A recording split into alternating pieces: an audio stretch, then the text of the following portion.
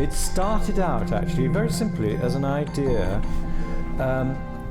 on looking at images of the Earth from space done by NASA in the 60s and 70s, and noticing the amount of historical information about the Earth that becomes apparent when you see it from above. And you see these layers, and it becomes very apparent where you have an area where there's been civilizations for a long time. And you can see traces of the highways and settlements and so on, lying just under the surface, which from the ground you cannot see.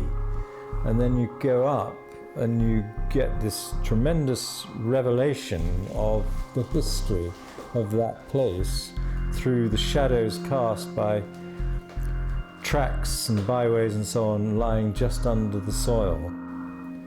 And it led me into a whole way of thinking about the Earth as being this slate which is being constantly drawn upon, not just by man, but of course by time itself. You know, the movement of the continents, the rising and falling of mountains and so on. They all leave their trace under the Earth, and it was such a wonderful idea, this idea of this history of the Earth, this secret history of the Earth, that it's constantly writing, you know, and that's what started it really. And it became for me a kind of a poem, a visual poem about the Earth, really.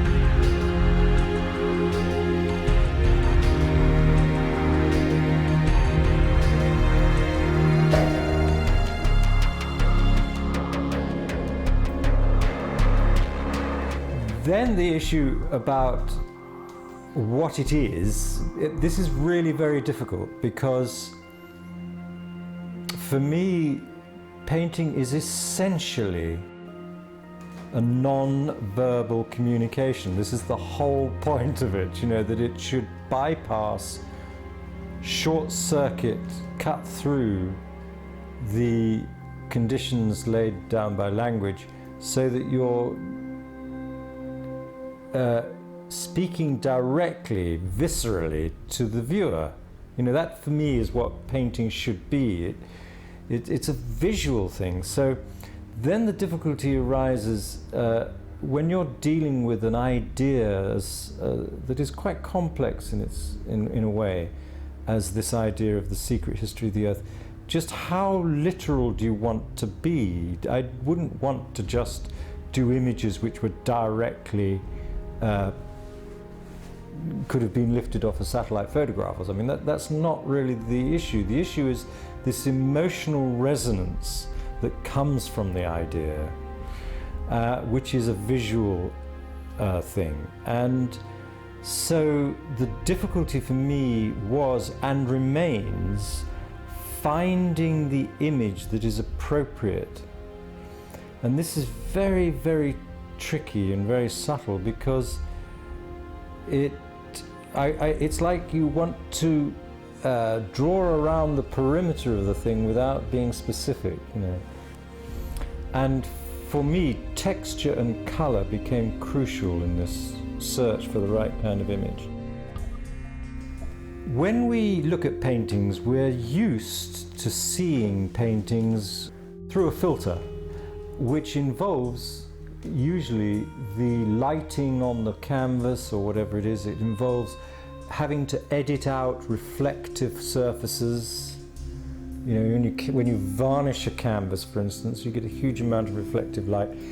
All of these sort of things, they actually interfere in the very most basic experience of the colors and the textures that you're looking at.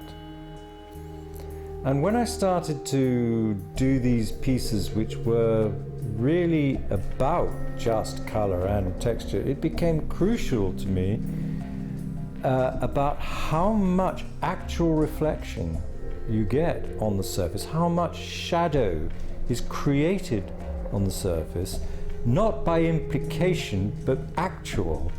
So I started to play with this business of having reflective materials like gold, having the exact reverse, a surface which is velvet to the touch, which has no reflective characteristics to speak of at all. All that you're looking at is pure color, which was why I started to experiment with these surfaces where there is just pigment that is dust, literally dust, just holding on by the skin of its teeth through a sort of layer of glue, a small amount of glue on the surface, just gripping to the surface.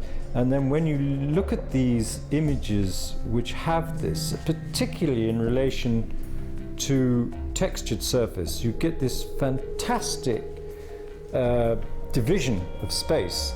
There's one that's slamming itself into your face saying, I'm here, right here in this position, and the other right next to it is sinking back as far as you can imagine, really.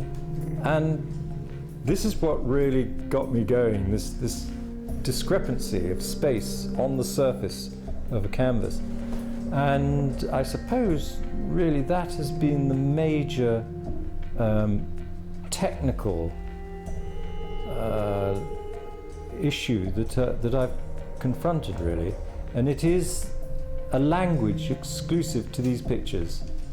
It's very much a language born out of the idea of these pictures, and remains so, actually.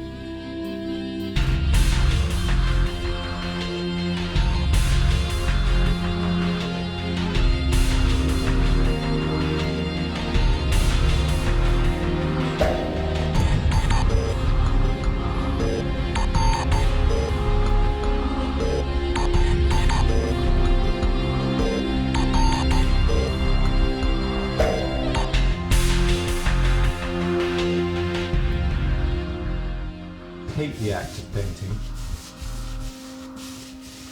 I don't know why, but I never really liked it as a physical thing to do, but I've actually recently begun to really enjoy it, and I think it shows actually that the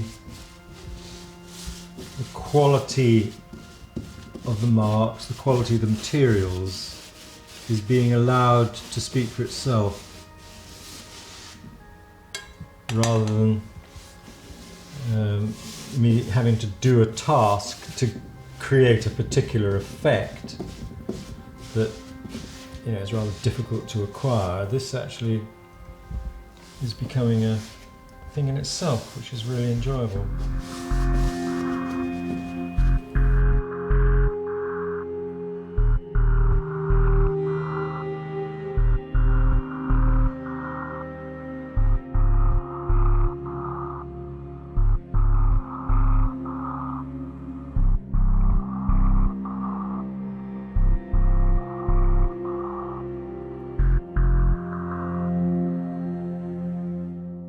Get to the point where I'm beginning to get an idea of another picture related to this Secret History of the Earth series. It becomes quite important to nail the basic idea in terms of a small pastel like this, where I can manipulate as if it was just an ordinary painting, and I can brush off and start again very easily and create the basic image of what I want at this level. Now I know that this is not going to be what it looks like in the end. I certainly hope not, anyway. And I know enough about how the materials work when it comes to doing the real thing to be able to leave it alone at that stage. So I'll do maybe 3 or 4 of these just to make sure that I'm in the right direction, and then I commit myself to this, where it becomes tricky to go back on what you've decided. So that's quite an important part of it.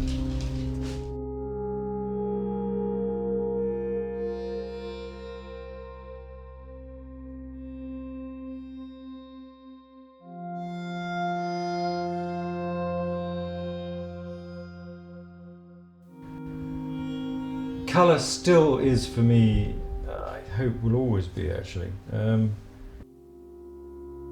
most important part of the expressive spectrum. Colour is absolutely really what it's about, and the texture gives it another dimension.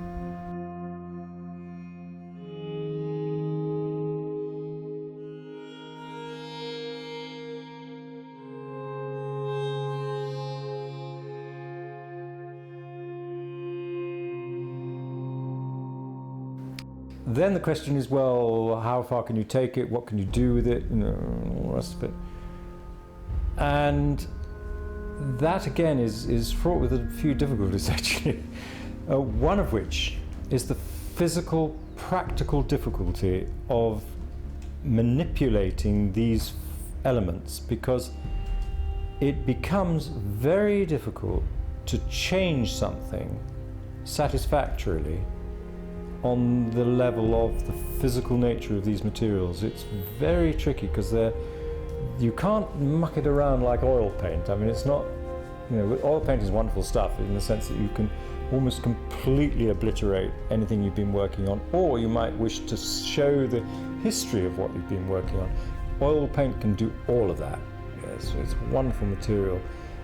These materials are not the same. You can't do that quite so easily, and what I've discovered is that the process of building up one of these pictures is quite a long, drawn-out one actually, which involves removing stuff that you may not want to remove and starting again, you know, because however good one's imagination is, when it comes to actually creating the painting, the act of putting stuff down will always have its way with how it actually looks, you know. So you're constantly needing to remove this, put stuff down. So it's quite a laborious process and very tricky.